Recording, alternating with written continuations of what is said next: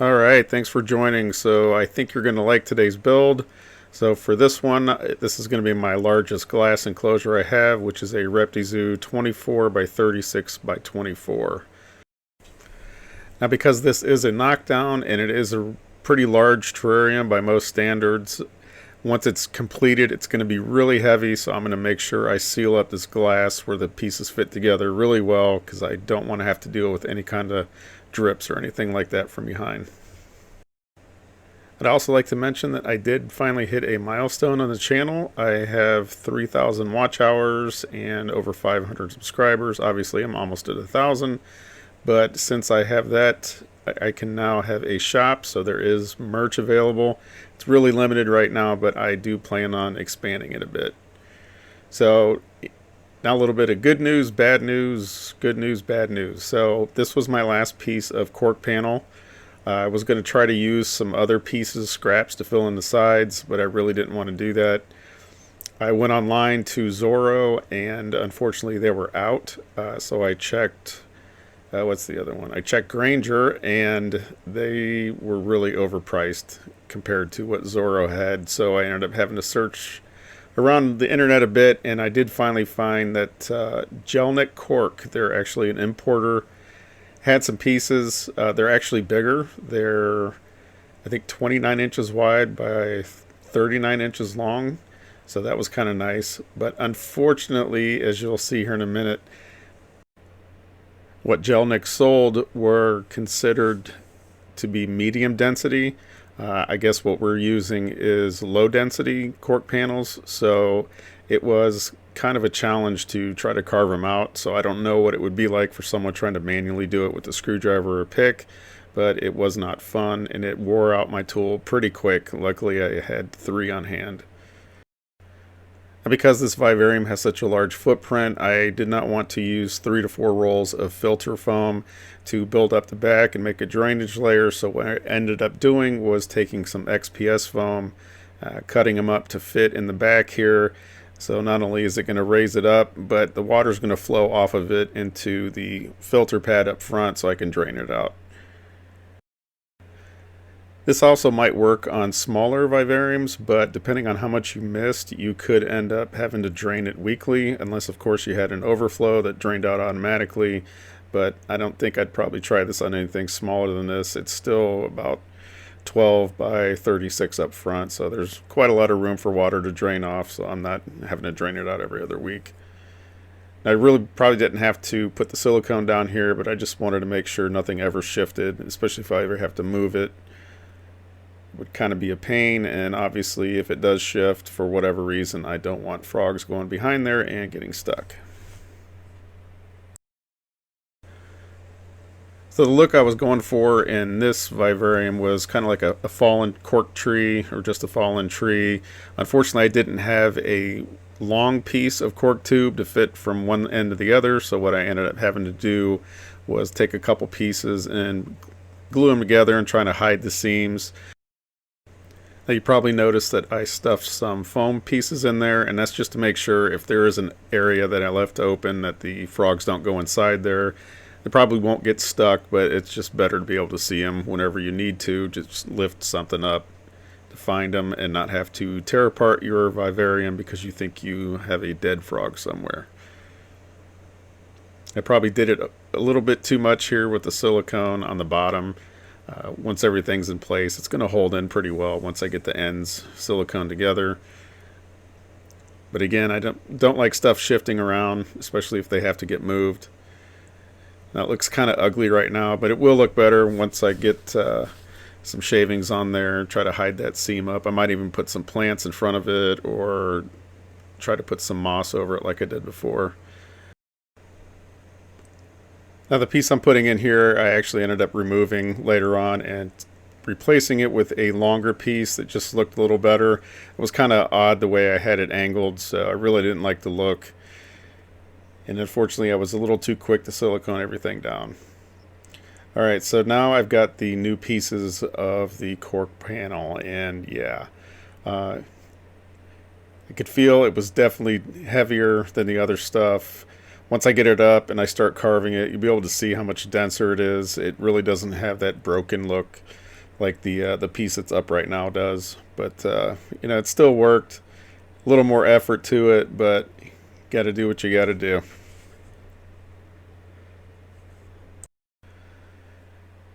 Now, in the past, I've been able to put these pieces up with just the crack and bond silicone because it really did hold very well. I just had to move the pieces around a bit. It kind of suctioned on. But with these dense panels, it did not work like that. They immediately started to slide off, so I did have to prop them up. Just another thing to consider if you end up buying these panels. I also think I kind of cut out the panel here a bit too much. You can see I got a giant gap there. So just another lesson learned. I probably should have put the panels up first and then started laying out the rest of the hardscape. But no harm, no foul. I'll just cover it up later.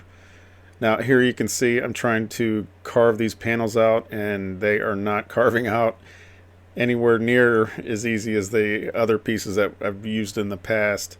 It was really tough to do it. Like I said, luckily I had the 3 carving tools printed out, so I did end up going through 3 of them, which is the 2 side panels. Now I have thought about redesigning the cutting tool there a little bit by maybe putting in some T-nuts on the ends where the teeth are, but my big concern there is hitting the glass with the speed the drill's going at. Probably shatter it, so I'll just stick with this, or hopefully be able to find some of the low density panels once I'm through this giant box of medium density brick that I ended up buying. And as I mentioned earlier, the other piece I took out, got a longer piece of tube and stuck it in and kind of tied the ends together. You can also see I've put the cork branches in here. I think they matched up pretty well. They weren't exactly the same color, but I think once everything's wet and once they start to weather a bit, they'll all match up pretty well. You can probably see I have a giant pile of cork bits down below. I'm going to add it to the other bucket full I have, and I think the next build I'm going to incorporate those into the substrate. I think they should hold up really well. I really can't think of any kind of issues that might come from using them. I think they're going to last a lot longer than, say, pine bark or cocoa chips might last. So we'll see. If it does work as well as I think it will, that's pretty much 100% of a cork bark panel that you can use, compared to foam, which is still, in my mind, a giant waste of money. So here now I'm going to fill in the hole, just padding it up with some scraps of filter foam. Once I get the branch here in position where I want it to, I'll go ahead and keep packing the filter foam pieces around it, and then I'll silicone over it and use the shavings from the background to kind of hide and blend it in. I've done this before, and it really, you can't tell the difference between the panel and places you fixed with the shavings.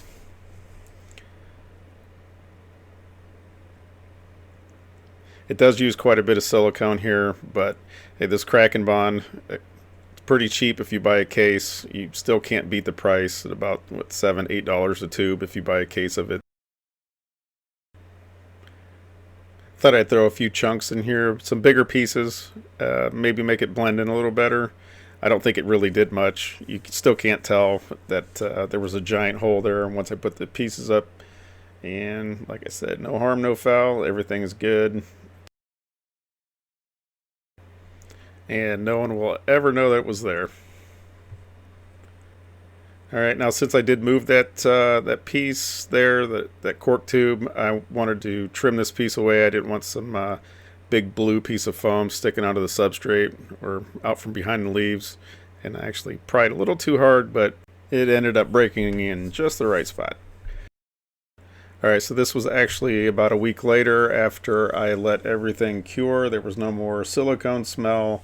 So I'm going to go ahead and put the drainage layer down. I'm going to put a substrate barrier over top of that and go ahead and put my substrate down. I thought I was going to leave this piece here, but it was kind of funky when I tried the substrate barrier, so it's pretty easy to cut it if you got a nice sharp razor. There are definitely some pieces I can use later on for something else. after I got the second piece of foam, and I was definitely glad that I put the XPS in the back, because I would have ended up using at least 3 rolls of filter foam, which is not cheap, especially compared to the XPS foam. And once I get the substrate barrier down here, I'll go ahead and start tossing in the substrate. Now luckily I made just enough substrate mix for this. It's kind of hard to tell the depth of the vivarium here. It is 24 inches deep, so I ended up using probably pretty close to about 15 gallons worth of substrate. It's probably what, 2 normal sized terrariums worth of substrate mix. But you know, it's cheap, and it's probably even cheaper once I put the leftovers from carving out the background. Once I had all the substrate in, I went ahead and just kind of leveled everything out. Again, it's kind of hard to tell that the back part behind the cork bark tubes is about an inch or so higher than the rest of it. But once I start planting, you'll be able to see the depth and the height and everything like that. Alright, so before I do that, I am going to give it a good misting, actually a good hose down. The stuff is dry. Obviously it's winter, it doesn't help things out much. The substrate's also kind of dry. Alright, let's start the planting. So the first plant here is a rattlesnake plant. Now this is kind of small, it's going to get pretty tall, but luckily I've got the 24 inches of height in this vivarium. Alright, next one up is an alocasia. This is Alocasia scalprum. Never heard of this one before, but it's going to get kind of tall in here. Probably have to trim some leaves down for the bigger ones that pop up. Now we have some more epipremnum. I think this is the lance leaf one. I'm not sure. Now when I bought this one, it was in a pot and it looked like one big plant, but actually when I took it apart, it was like 5 or 6. So I just ended up using the biggest pieces. A pro tip with these kind of plants is you do not want to bury the stems under your substrate. These had a lot of roots coming out of them, so the only thing I need to do, or you need to do, is just bury the roots in the substrate, cover them up, don't pack them down. You are going to have leaf litter over top of this, and that's pretty much all you want covering the stems. If you have them buried in substrate and with leaf litter, there's a good chance they're going to rot out and you just wasted your money on some plants.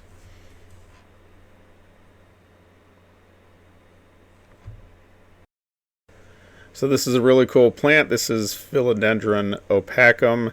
I see a lot of people mistakenly calling it Monstera Peru. It's not a Monstera, it's a Philodendron. I know plant heads are going nuts. So this is another example of the same thing I just did with the epipremnum. You don't want to bury the stems, just put the roots in the substrate, cover them up, don't pack them in, and they should be fine. This one grows kind of slow, at least it has for me. Another thing, if these start to grow really long runners on them and you're not getting a lot of leaves, it's usually because you don't have enough light for them. So just kind of keep that in mind. Again, I had a ton of these pieces. It looked like one pot with one plant, but it was quite a few, so I just grabbed the biggest ones.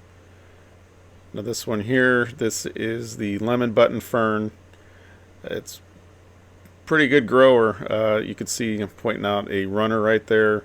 It does spore, but it also mainly propagates itself through runners, and you will eventually get little tiny lemon button ferns growing all over your vivarium. And this one also has the same pretty much planting rules as the other stuff. You don't want to bury the base of the stems or anything. You just want to in the substrate enough just to hold them up. Bury them too deep and they're going to rot. So here now I'm going to start putting in my cleanup crew. This is my dwarf white isopod bucket. Again, I just take out scoops of the substrate that they're in, spread it all around. That way you get all ages of the isopods and not just the adult ones.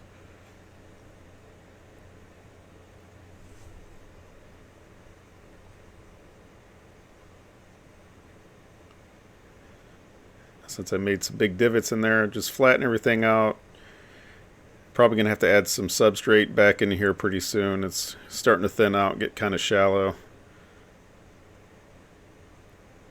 But being parthenogenic, they will recolonize that pretty quickly.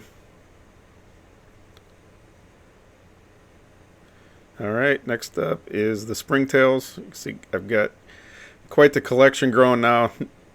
Not as many as I know a lot of people have, but it's slowly growing. So for this one, I ended up putting in, I think, 5 cultures. You can definitely not have too many springtails in your vivarium. Isopods maybe, probably not the dwarf whites. Larger isopods, yeah, they can chew through your stuff pretty quick. A lot of the dart frogs especially won't eat them. That's definitely not the case for the Terribilis. They can eat quite large prey items. If you ever want to see something really messed up, go ahead and Google the Terribilis eating a mourning gecko.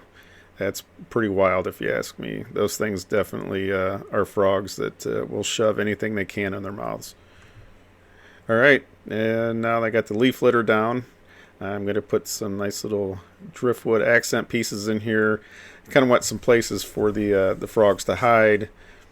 Maybe not the best with these tiny pieces here, but once the wood starts to mold over a little bit, the springtails and isopods will come out and kind of munch on that stuff, and the frogs will snack on them. Alright, some more misting going on here. The leaves are definitely dry. I think this box it's empty now. It was a 25-gallon box, 30-gallon box, and it's empty. And I thought that corner was just a little too bare. The alocasia is going to grow kind of tall, but it's not going to have a ton of leaves, and it's going to look pretty bare in that corner. So I put that there. The philodendron on the other side, it's going to fill in once the leaves start growing. So just a few pins, and that is it. And actually, I did go back and put some cork bark rounds in here just for the frogs to hide in. Some places to hide and hunt. Enrichment is definitely a thing for your animals. Don't ever skip out on that. Alright, I think that is about it for the planting and hardscape. Just one more mist down on this piece of cork round. It is really dry, just like everything else in the house is right now in the wintertime. But just like last time, I'm going to make this a thing now where I give a little introduction on the frogs, give a little info on them, where they're found, all that kind of good stuff.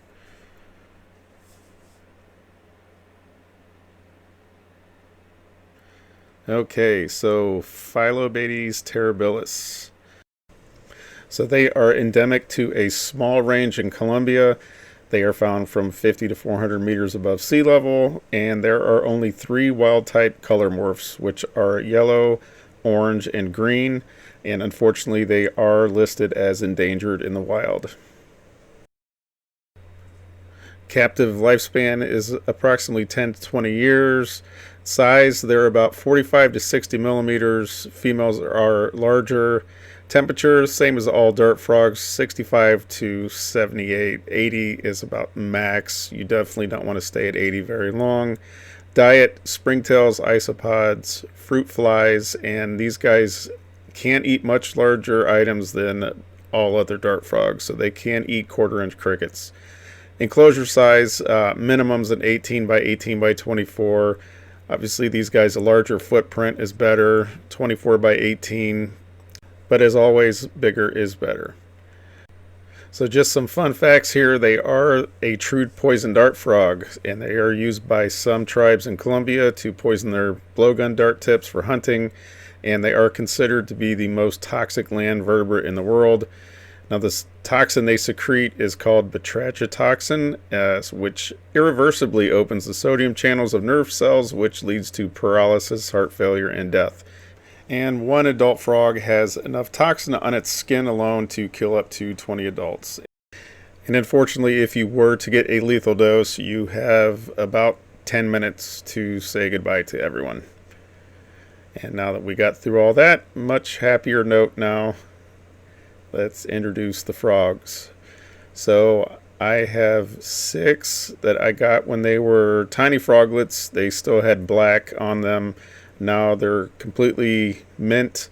Some of them have a little bit of yellow on them, but from what I've read, that's pretty common for these guys to get a little bit of yellow tint to them. Now they are still a little shy. Once they get older, they're going to probably lose all their shyness. I've seen videos of these guys practically jumping into the cup before someone even has a chance to dump the flies in. So yeah.